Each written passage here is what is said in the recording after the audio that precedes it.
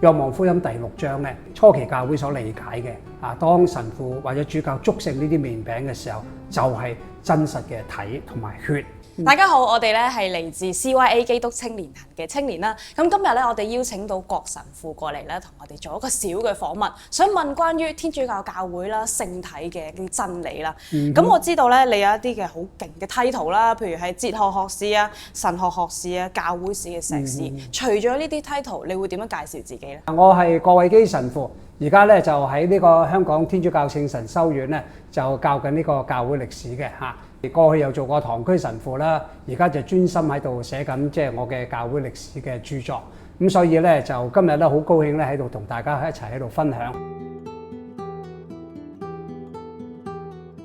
咁首先咧，我哋去講下天主教教會嘅建基先。咁我哋知道喺《若望福音》第6章53節當中，耶穌咧好明確咁樣講過：我實實在在告訴你們，你們若不吃人子的肉，不喝他的血，在你們內便沒有生命。天主嘅教會咧，相信呢個係基督真實嘅臨在。我哋應該去點樣理解呢一段經文呢？呢個確實係天主教同埋基督新教之間時時引起咗好多嘅爭論。不過要了解呢句話咧，最直接嘅當然啦，我哋知道新約咧，大約去到公元1世紀就完啦嚇。咁咧當時寫《若望福音》嘅作者若望咧，佢應該都好清楚當佢寫嘅時候係啲乜嘢。不過後世即係比佢遲少少啦，可能係初世紀嘅基督徒，其實佢哋點樣理解呢句説話呢？可能就會幫助我哋咧，就更加去明白耶穌基督個真實嗰個臨在，因為佢哋啱啱可能係第3代、第4代嘅基督徒，喺中途一路傳俾佢哋嘅即係過程裏邊咧，佢哋相信對於真實臨在咧係從來都未懷疑過，而且一直咧都即係傳流落嚟。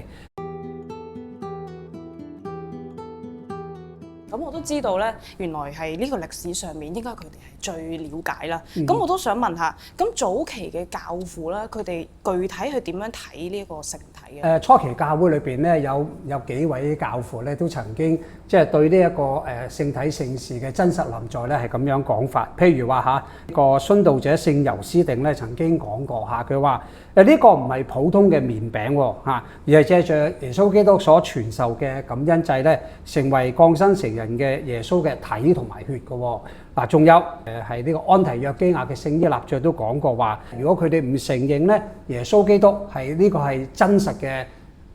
肉同埋真實嘅血嘅話咧，就唔好俾佢哋領受呢個聖體。咁我諗呢啲初期教會嘅教父咧，都喺佢哋嘅信仰嘅傳遞當中話俾我哋好具體啦，就呢啲係歷史上邊咧佢哋作嘅見證啦。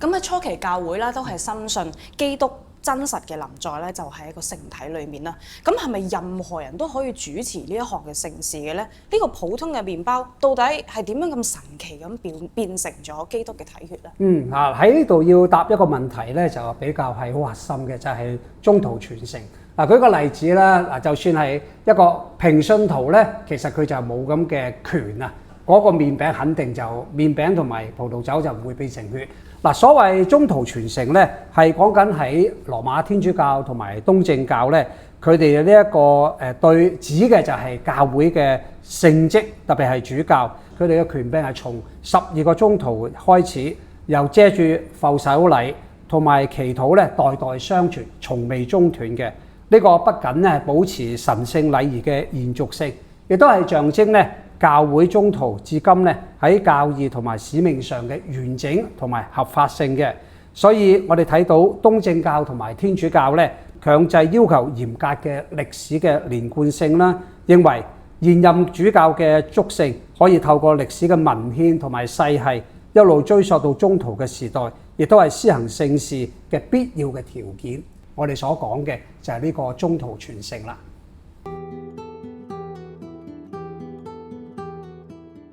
既然大家都深信呢個係基督真實嘅臨在啦，而且必須要係由神父所祝聖嘅，咁喺日常嘅信仰生活之中啦，譬如係初期嘅基督徒咧，係點樣去對待同埋保存聖體嘅咧？我哋而家成日見到嘅聖體龕啦，喺早期嘅教會咧，係咪已經有㗎啦？其實喺初期教會裏邊咧，嗱當然佢哋一聚埋一齊就主教做主禮啦，神父喺側邊共祭啦。咁咧在場嘅教友梗係領聖體同埋領聖血啦。咁你有冇發現具體地其實喺初期教會裏出現有啲係病咗嘅教友喎，有啲可能因為事唔嚟得嘅教友嚇，可能係其他嘅好重要嘅原因嚟唔到。佢哋會點做咧？原來初期教會咧，即係當佢哋領完聖體之後咧，將少少部分聖體揾啲類似我哋而家今日嘅聖體盒咧裝起佢，然後咧執事咧就會帶呢啲聖體送到去病人嘅家中嘅喎。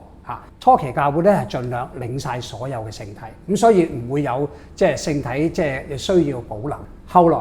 即係你講嘅話有聖體櫃嘅出現，就係313年之後啦。呢個好重要嘅教會歷史上就係呢一個君士坦丁大帝咧，將基督宗教咧列為一個可以合法嘅宗教。咁之後咧就起咗唔同嘅聖堂啦。佢哋就去諗一個實際嘅問題，點樣保存嗰啲聖體咧？咁所以會有聖體櫃嘅出現。正如頭先講啦，當然佢哋帶聖體去俾病者嘅時候都好謹慎啦，因為呢個係聖體啦。就算係即係當佢哋領聖體嘅時候，對聖體嘅虔敬咧，即係有兩位都好緊要嘅，就係呢個耶路撒冷嘅聖祭司錄都話，信徒咧要以朝拜同埋敬畏嘅心嚟領聖體。金口若望咧就咁話，要好似東方賢士嗰3個賢士咁朝拜聖嬰咁樣去領受呢個聖體。咁咧從4世紀開始咧，我哋睇到咧。即係當然啦，已經有聖體櫃啦，呢個出現啦。咁所以喺彌撒之後咧，將啲聖體放翻入聖體櫃裏邊。但係都同一個時間都教導教友咧，去到即係見到聖體櫃嘅時候，都要有一份尊敬同埋係即係呢一份好神聖嘅態度。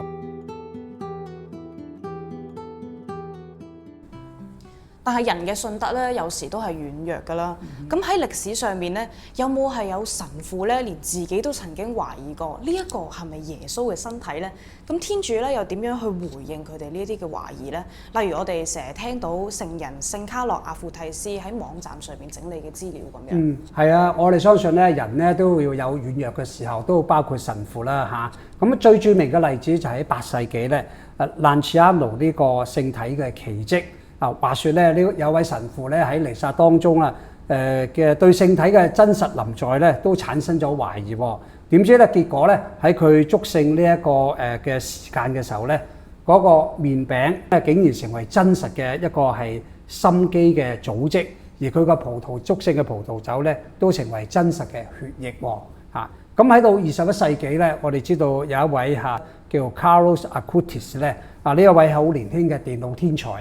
佢生前咧建立咗一個網站，呢個網站搜集全球咧經歷教會同埋科學嚴格嘅聖體奇蹟。如果天主允許呢啲奇蹟嘅存在咧，正係可能都係為人喺軟弱時嘅補助啦，給予我哋喺視覺上同埋喺科學上嘅一啲即係幫助。其實最終都係讓我哋去堅信咧，耶穌基督真實咁臨在喺聖體中嘅。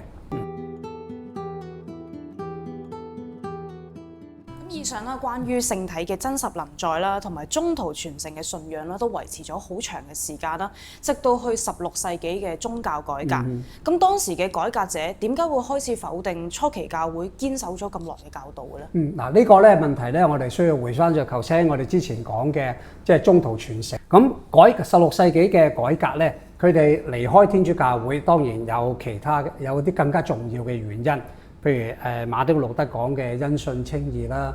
唯獨聖經啦，或者呢一個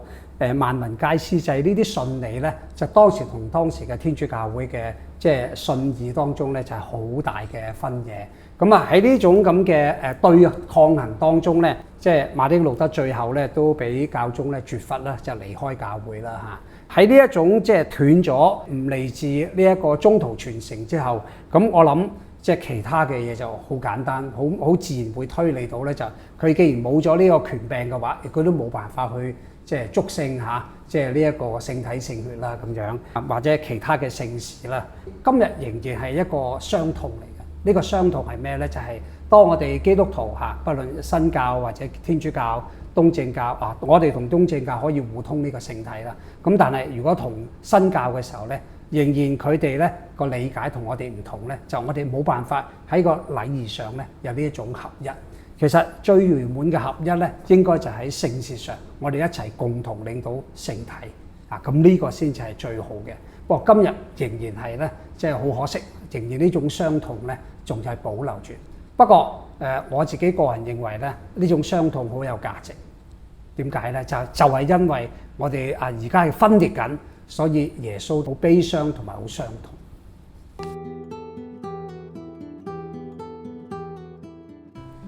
多謝郭神父啦，為我哋解答咗咁多啦。咁喺訪談嘅最後啦，回顧翻我哋今日談論嘅宗徒傳承同埋初期教會對聖體嘅信仰，神父，你覺得你會點樣為今日嘅對話做一個總結呢？如果要為今日嘅對話做個總結呢，第一真正嘅信仰呢係奠基於係歷史嘅真實，仰賴咗宗徒嘅傳承啦，最終呢都指向住天主嗰份渴望同我哋合二為一嘅愛啦。喺16世紀前咧，從來都好少嘅，大部分咧都冇人會質疑過呢個聖體嘅真實嘅臨在嚇。不過到16世紀後，正如頭先我哋所講即係馬丁路德開始持弘理咧，佢哋開始解釋為一個象徵啦。所以呢一種嘅解釋同當時嘅天主教會既然唔同咧，慢慢佢哋就開始即係離開咗天主教會。如果話佢哋離開咗嘅話咧，我哋會睇到佢哋都所帶嚟嘅結果咧就會係咁嘅。如果佢哋冇宗徒傳承嘅話咧，咁因此亦都冇相關嘅神權啦，可以去祝聖呢啲麵餅成為聖體。咁所以今日我哋會睇到咧，好多新教徒咧仍然佢哋都係只係相信即係聖體聖事咧，就係一個紀念性2000年嚟咧，天主教會咧都借着呢個宗徒傳承所帶嚟嘅權柄，所以神父有呢個權柄可以祝聖聖體啦。不過我哋唔係淨係緊緊維護呢個即係體制啦，而係因為我哋好清楚若望福音第6章咧，初期教會所理解嘅當神父或者主教祝聖呢啲麵餅嘅時候，就係真實嘅體同埋血。咁所以既然冇咗宗徒傳承，佢哋都冇咗神父啦，冇咗神父亦都冇辦法去祝聖啦。今日如果當我哋參加天主教嘅禮儀嘅時候咧，不論神父或者主教，當佢喺祭台上祝聖呢個麵餅嘅時候，大家唔好誤解呢個係一個追思會啦。呢個比追思會更加多，因為呢個正係表達造物主同埋受造物之間一個好親密同埋好真實嘅交流。期望咧即係我哋深愛住基督嘅靈魂咧，都能夠睇到咧歷史嘅真相亦都希望各位教友或者各位觀眾咧，能夠回到宗徒時代咧，即係當時嘅即係宗徒嘅祝聖啦，佢傳俾第一代、第二代、第三代，亦都有一啲即係歷史嘅人物話俾我哋聽，佢哋都係咁樣相信，即係耶穌基督係真實臨在喺呢個聖體當中嘅。